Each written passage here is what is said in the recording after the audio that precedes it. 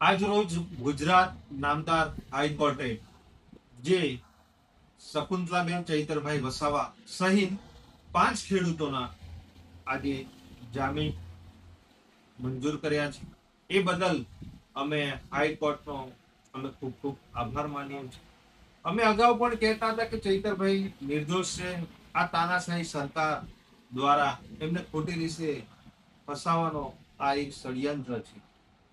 અમે આવનારા દિવસોમાં ચૈતરભાઈના પણ હાઈકોર્ટમાં જામીન અરજી મૂકશું અને અમને ચોક્કસપણે ન્યાયપાલિકા પર પૂરેપૂરો ભરોસો છે કે જેવી રીતે શકુંતલાબેન અને તમામ ખેડૂતોને આજે જામીન મળ્યા છે એવી જ રીતે આવનારા દિવસોમાં પણ ચૈતરભાઈ વહેલી તકે એમને જામીન મળશે અને સમગ્ર પ્રજાની સાથે એ રહેશે. નિરંજનભાઈ વસાવા, આમ આદમી પાર્ટી, પ્રદેશ સંગઠન મંત્રી.